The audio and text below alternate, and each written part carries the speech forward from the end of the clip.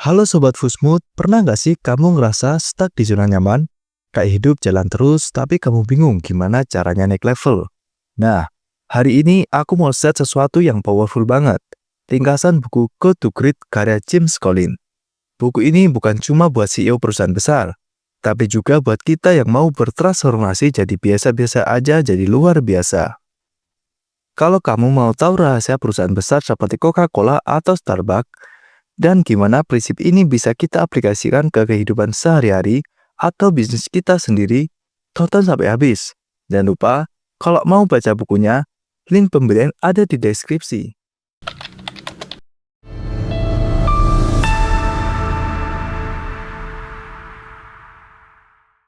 Jim Collins bilang, pemimpin terbaik itu bukan yang suka pamer kekuatan, tapi yang punya kombinasi unik antara kerendahan hati dan ketegasan. Mereka fokus pada kesuksesan tim, bukan sekedar pencapaian pribadi. Bayangin kamu main futsal sama teman-teman. Ada satu orang yang nggak cuma jago, tapi dia juga selalu ngajarin strategi ke timnya. Dia nggak marah-marah kalau kita bikin kesalahan, tapi tetap tegas saat mengarahkan. Itulah contoh pemimpin level 5. Buat kita, prinsip ini bisa diterapkan di organisasi kampus, bisnis kecil, atau bahkan sekedar kerja kelompok. Ayo, mulai sekarang kita harus jadi pemimpin yang nggak cuma mikirin diri sendiri. Pemimpin seperti ini biasanya juga nggak segan buat mengambil tanggung jawab saat ada masalah. Tapi di saat yang sama mereka bakal kasih kredit ke tim saat berhasil. Jadi, mulai sekarang coba tanyain ke diri sendiri. Aku udah jadi pemimpin yang rendah hati apa belum? Atau mungkin, bagaimana aku bisa support timku lebih baik lagi?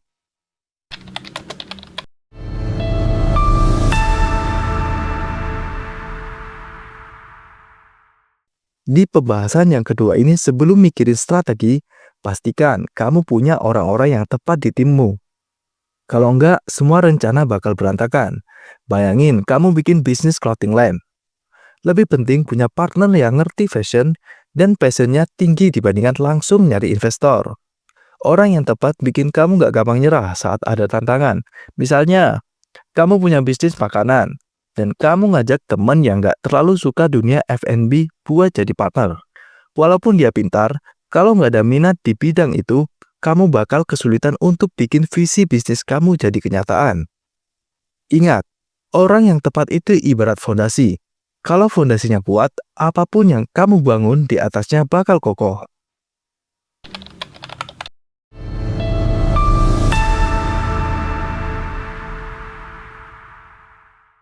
Di konsep yang nomor 3 ini tentang fokus pada 3 hal.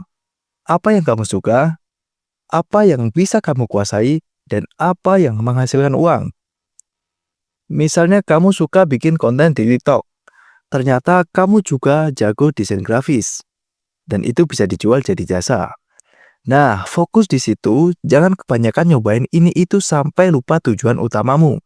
Jim Collins mengilustrasikan konsep ini dengan hewan landak, yang sederhana tapi efektif. Dibandingkan rubah yang punya banyak ide tapi nggak fokus, landak justru menang karena selalu kembali ke strategi utamanya. Jadi, tanyakan pada diri sendiri, apa hal utama yang bikin aku benar-benar unggul? Sebagai contoh, mungkin kamu kuliah di bidang teknologi, tapi sebenarnya kamu lebih tertarik sama seni digital.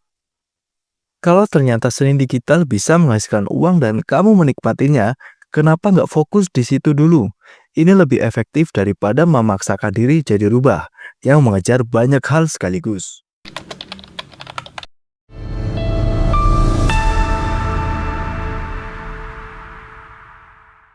Nah, di pembahasan yang keempat ini, kamu harus berani ngakuin realita itu penting. Kalau bisnismu lagi turun, jangan pura-pura semuanya baik-baik aja. Hadapi masalahnya dengan jujur. Contoh, bisnis F&B kamu sepi. Bukan karena pasar lagi lesu, tapi karena makananmu kurang unik. Dengan jujur sama diri sendiri, kamu bisa cari solusi yang tepat, seperti memperbaiki menu atau strategi marketing. Sikap ini juga berlaku buat kehidupan pribadi. Misalnya, kamu ingin sukses di dunia startup, tapi kamu belum punya skill coding atau leadership. Daripada terus-terusan denial, lebih baik ambil langkah kecil untuk belajar. Jangan takut menghadapi kenyataan, Karena dari situ kamu bisa tumbuh.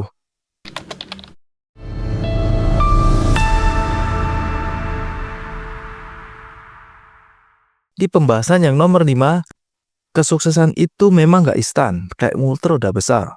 Awalnya berat banget, tapi kalau terus didorong, lama-lama bakal ringan sendiri. Sebaliknya, kalau kamu terlalu sering ganti arah, itu kayak ngerem roda, jadi nggak pernah maju.